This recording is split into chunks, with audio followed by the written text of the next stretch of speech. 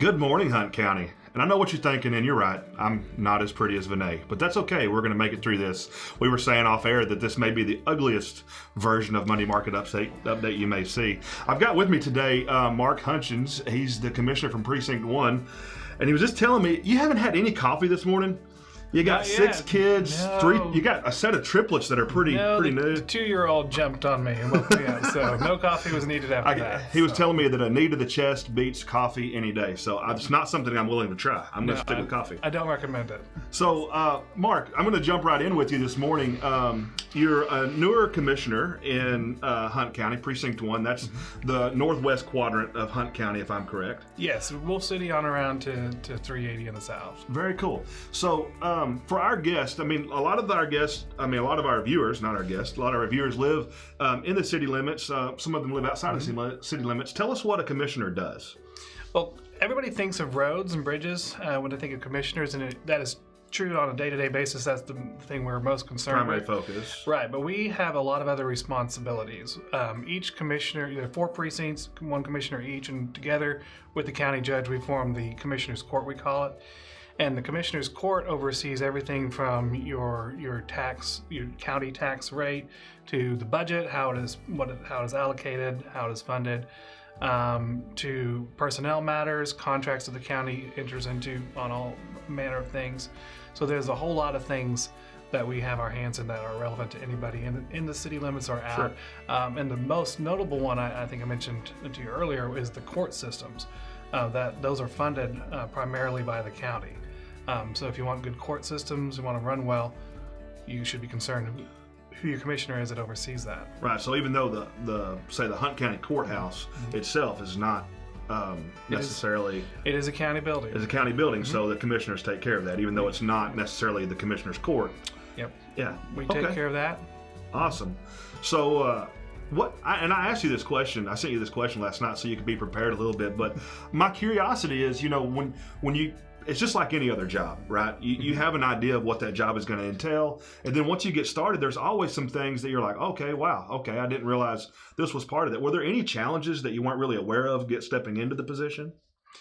I don't know that I was unaware of them, but there are always things that have a bigger role in your job than you anticipated. Sure. I knew coming in, roads are going to be a big deal. Budgets are going to be a big deal.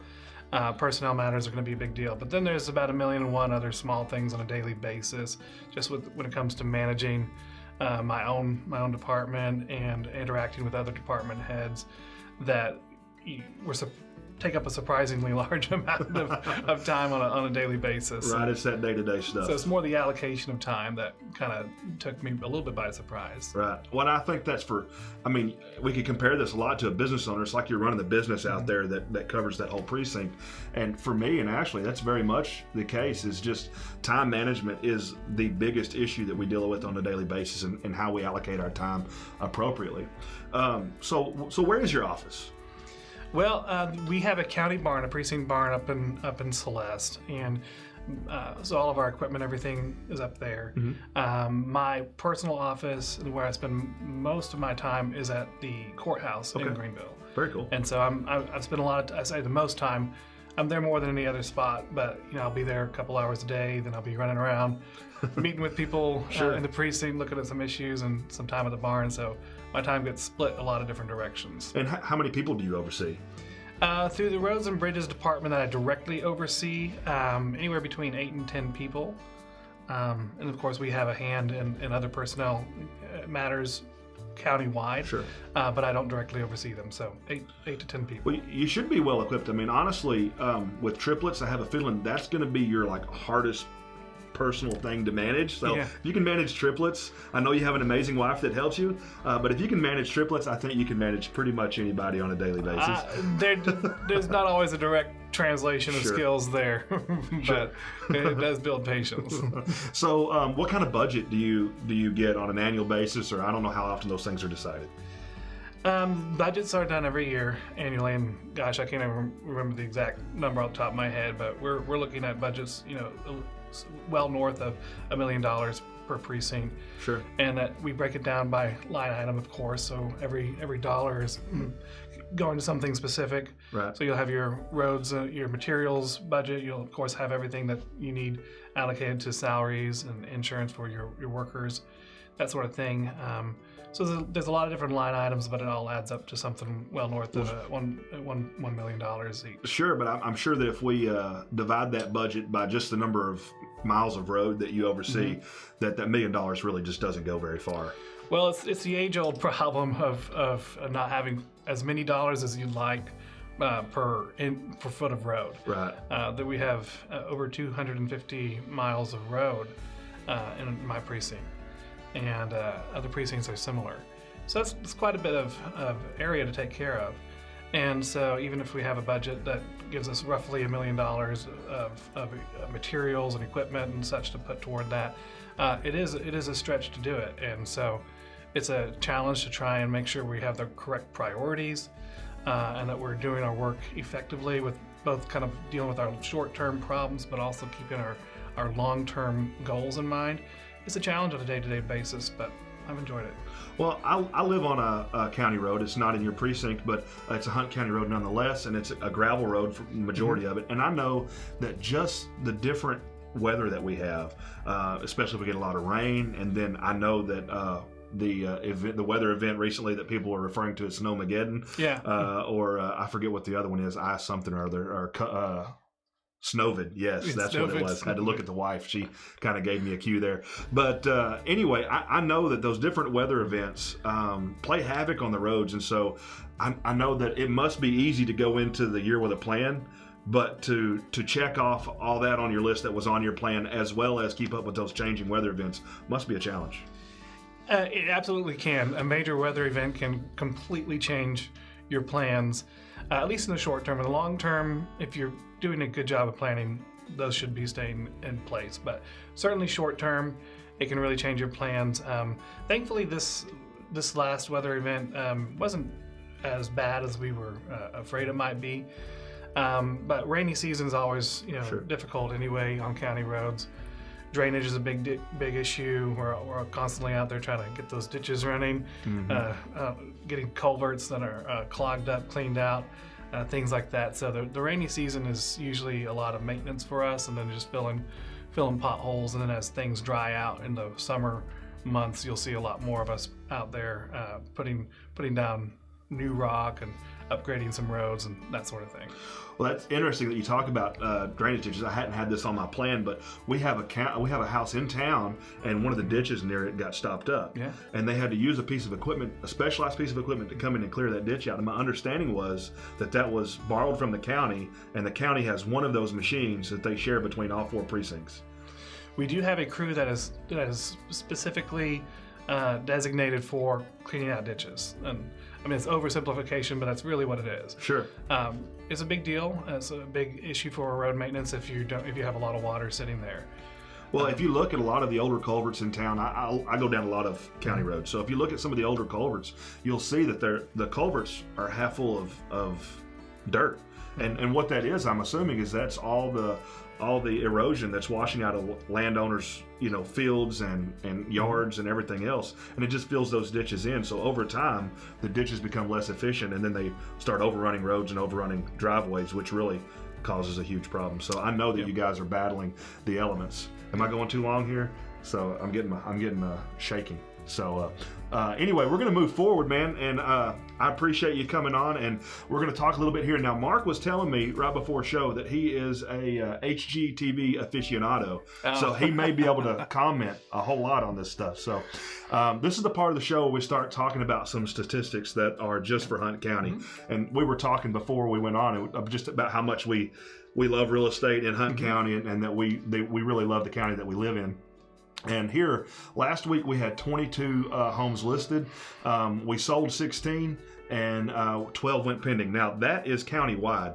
So to me, compared to last year, this is a little bit low, but this is looking really good compared to some of the latest numbers that we've been seeing. And that 22 being listed, I think, is a really big number, because that as we move forward in weeks in the year, that number has creeped up just ever so slightly every week, it seems like. And I think that if we can get that up above that 25 to 30 number, that we're going to see a lot more stable housing market. You've got some in-laws, I believe, that are trying to move into town, and they've been really battling trying to see stuff. It's been a chore, and we're trying to find something nearby. Right. But there's just not a lot of inventory. Well, if you live in Precinct 1 and you have a house that you're thinking about selling, give us a call. We're going to try to help Mark get his in-laws out there. There you go. So anyhow, it's hard for buyers right now. It really is hard for buyers. So right now we have 128 active homes in Hunt County. And the total sold last week was right around $4 million worth of real estate, with an average price of $267,708. And that price is creeping up. I'm wondering where that average price is going to lay out for the year. Last year we kind of started with a 225 and we ended around 250 on average. And so I'm wondering if this is just a continuation of that increase that we've been seeing, or if this is just an anomaly where we had some higher price homes sold in the week. And I know for a fact that there was several sold in the county at over 300. Like I said, this is an average price. So I'm just curious where that's going to land. I think it's good for home buyers, and I think it's good for Hunt County to see those prices go up. Although I do worry about some folks that may be below that in their buying power. So it might be harder for some of those lower qualified buyers to get into homes. So back to talking about voting. I think there's some municipal things that are going to get voted on, and early voting starts today, and election day is May 1st. I know that Ashley and I, while we live in Hunt County, we're in the Cumbie School District. And so they have a couple of bonds that are up, and I haven't really decided how I'm going to go on those yet. I know that the last time Cumbie put some bonds up, there was some wording in the bonds that were a little bit different than what was being portrayed, and so it didn't pass, and I wasn't the only one that didn't agree with that. However, I really do encourage you to go and look at what is going to be voted for in your area, and to make sure that you have the information before you go vote. An educated voter makes good decisions. And Tracy, if I could jump in Greenville specifically, there's a big roads bond on the ballot. So I would definitely encourage everybody to look into that, educate themselves, and be sure to cast their vote on it. Sure, absolutely. I have been reading about that or hearing about that. Mr. Ellis, I think, is the treasurer of that campaign. He owns the radio station locally, and so that they've been playing ads on the radio. And I've been out of my shop all weekend tinkering with my Jeep, and so I've been hearing those ads, and I've been meaning to go and look at that. So I need to make sure and do that before Election Day, so I can understand what's going on. The way it's portrayed on the radio, it sounds like a good deal for Hunt County, but I guess we got to let the Hunt County residents decide for themselves. We do.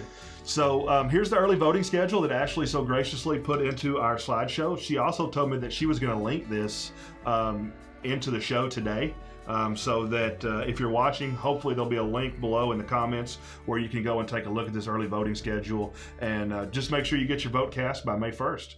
So with that, we're going to take a quick break and we'll hear from our sponsor. At Money Law Firm, we are dedicated and focused on being professional, personal, and proactive. In the title business, there's a lot of paperwork, but when you walk in the door, you don't see that. You see clean, clear walls, you see very straight lines. Everyone here is like family. They have a great team of people. The communication is great. I send as much business as I possibly can down here because they take such great care of us.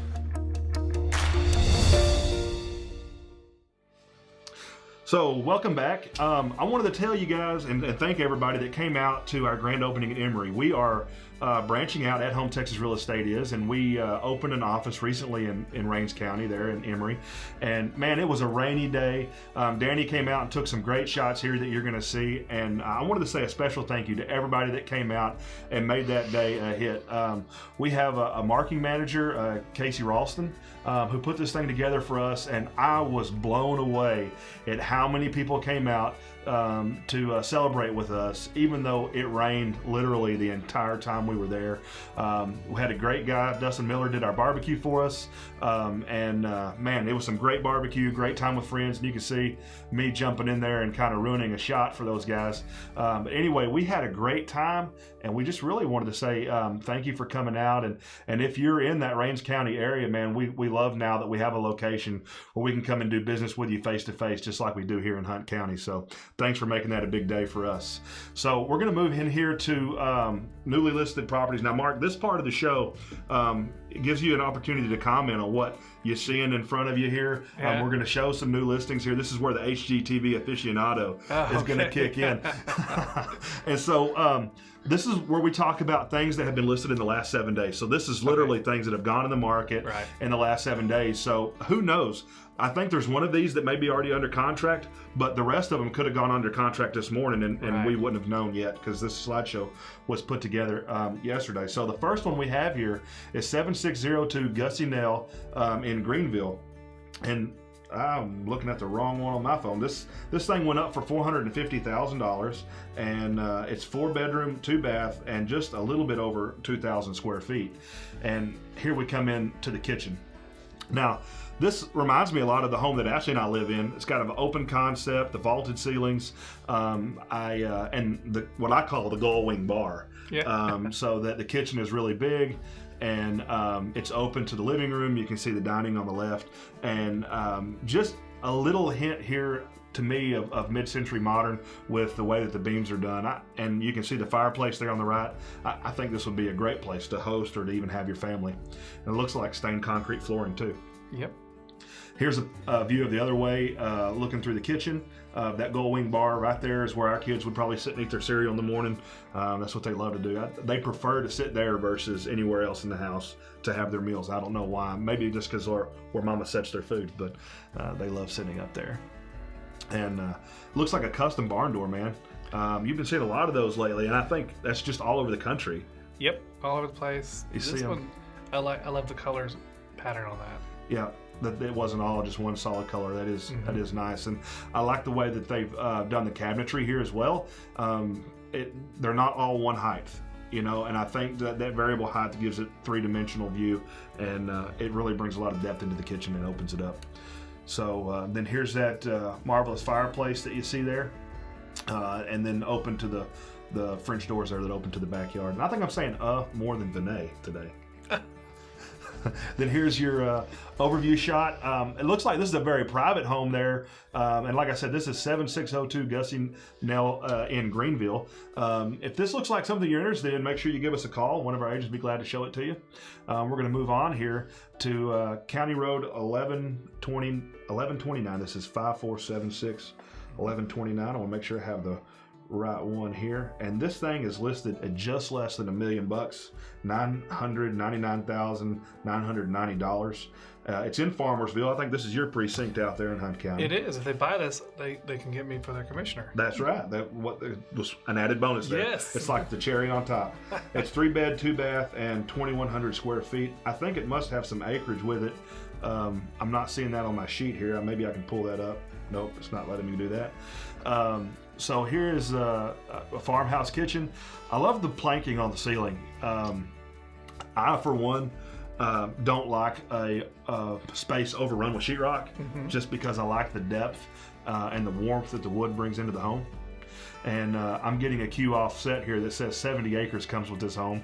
And I like the tile. The tile here is not square. It looks like a 12 by 18 tile or so. Yep. And I love that they did that. And then of course you have the obligatory barn door there on the side, just like you have here in the bathroom.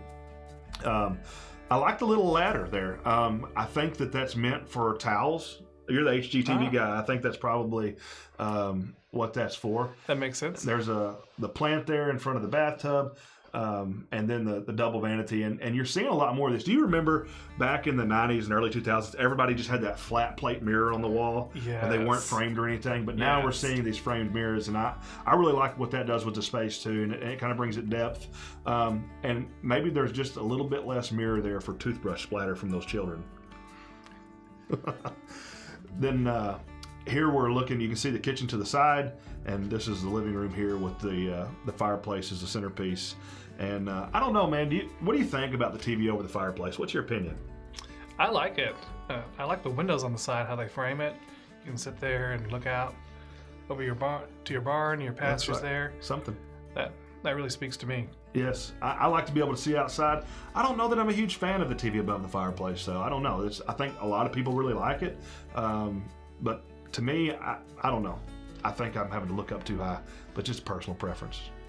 And then here's the overview of that house in 70 acres. It looks like it's several hundred feet off of the road there, off of County Road 1129. So looks like a great getaway here for just under $1 million. There are wonderful rolling hills in that area. There is, and you can see that. This picture definitely displays that. And you know, I'm loving I love these early spring pictures that show everything in green and in bloom. Yep. And it's just so much prettier to me than those things that get listed in late winter when all the trees are bare and the grass is brown. So this is, to me, it's a beautiful picture. It looks like a beautiful place to be. So we're going to move on here, 3106 College Street in Greenville. And I'm trying to get it pulled up here. It looks like it's for sale for $189,900. And it's a 3-bed, 2-bath on 1,680 square feet. And it looks to me like it's a recent remodel.